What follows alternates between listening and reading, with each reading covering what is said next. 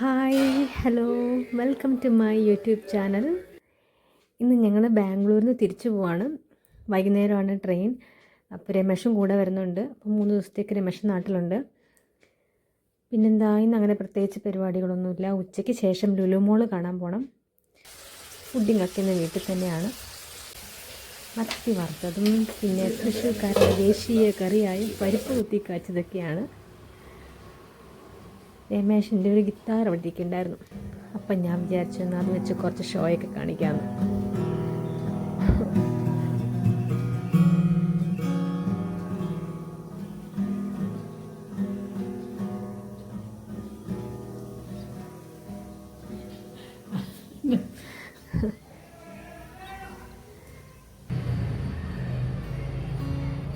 അങ്ങനെ ഗിറ്റാർ വായനയും ഫുഡടിയൊക്കെ കഴിഞ്ഞിട്ട് ഞങ്ങൾ ലുലു മോൾ കാണാൻ പോയി. അവിടെ എത്തി ക്യാമറയൊക്കെ എടുത്ത് ഗമേലിങ്ങനെ നടന്നു വരികയായിരുന്നു. കറക്റ്റ് അതിൻ്റെ ഫ്രണ്ടിലെത്തിയപ്പോൾ എൻ്റെ ചെരുപ്പ് പൊട്ടി. അയ്യോ, പിന്നെ ഒരു അഡ്ജസ്റ്റ്മെൻറ്റിലൊക്കെ നടന്നൊപ്പിച്ചു.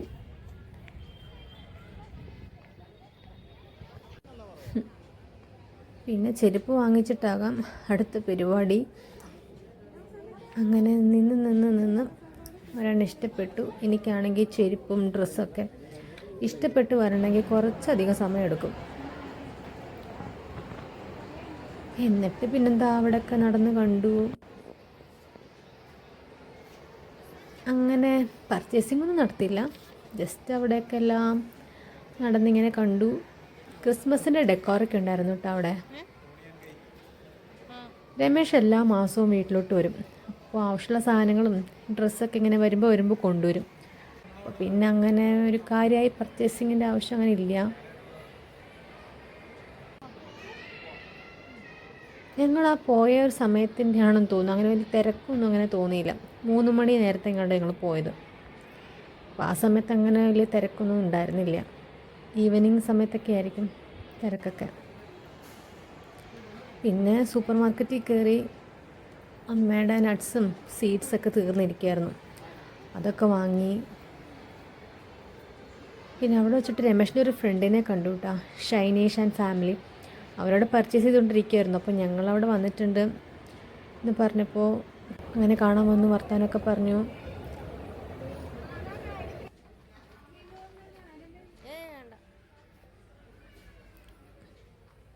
വൈകുന്നേരം മീൻ മേടിക്കണമായിരുന്നു.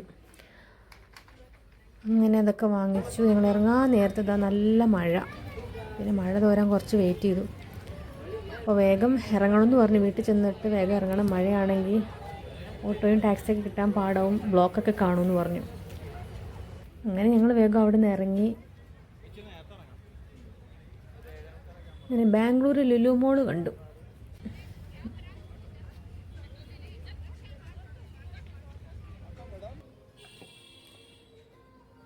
പുറത്തേക്ക് ഇറങ്ങി. എൻ്റെ അമ്മയ്ക്ക് ചായ നിർബന്ധമാണ്.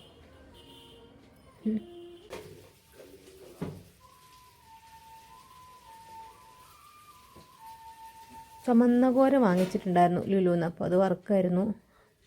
അതും പിന്നെ ഉച്ചക്കലത്തെ പരിപ്പ് കറിയും എഗ്ഗ് ബുർജിയൊക്കെ ഉണ്ടാക്കി അമ്മ. അതൊക്കെ കൂട്ടി വേഗം ഊണൊക്കെ കഴിച്ച് റെഡിയായി. 8:45 ട്രെയിൻ.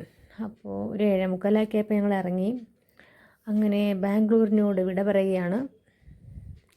യശ്വന്ത്പൂർ റെയിൽവേ സ്റ്റേഷനിലാണ് ട്രെയിൻ. അപ്പോൾ കുറച്ച് ദൂരമുണ്ട്.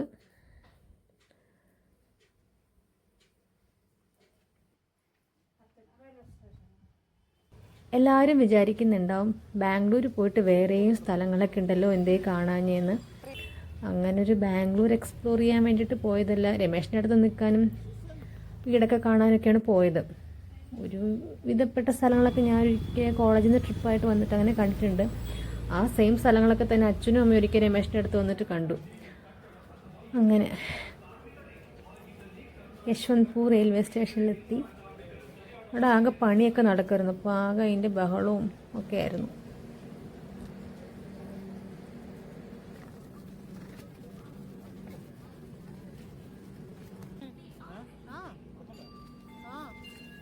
എനിക്കും രമേശിനും അപ്പർ ബർത്തും അമ്മയ്ക്ക് മിഡിൽ ബർത്തും ആയിരുന്നു. അപ്പോൾ അമ്മ എങ്ങനെയാ കയറുക എന്നൊക്കെ ആലോചിച്ച് ഇങ്ങനെ തപ്പിത്തടഞ്ഞൊക്കെ ഇവിടെ ഇരിക്കുകയായിരുന്നു. പിന്നെ രമേശ് അതെല്ലാം സെറ്റാക്കി. അങ്ങനെ ഞങ്ങൾ ഉറങ്ങാൻ കിടന്നു. രാവിലെ 6:30 ആകുമ്പോൾ എത്തും തൃശ്ശൂർ.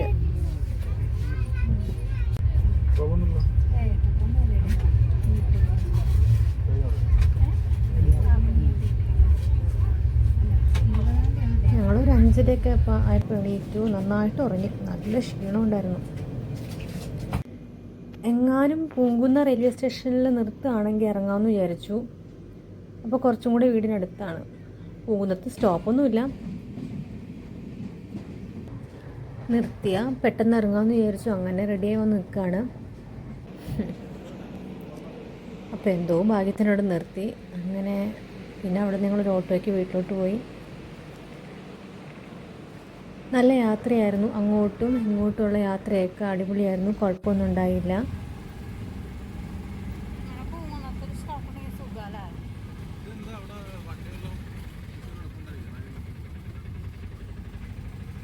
ചിലപ്പോൾ ഇന്ന് ഉച്ചയ്ക്ക് ശേഷം മാമൻ്റെ വീട്ടിലോട്ട് പോകും. രമേശ് വരുമ്പോഴൊക്കെ പോകാറുണ്ട്. അപ്പം അങ്ങനെ പോകാനൊരു പ്ലാൻ ഉണ്ട്.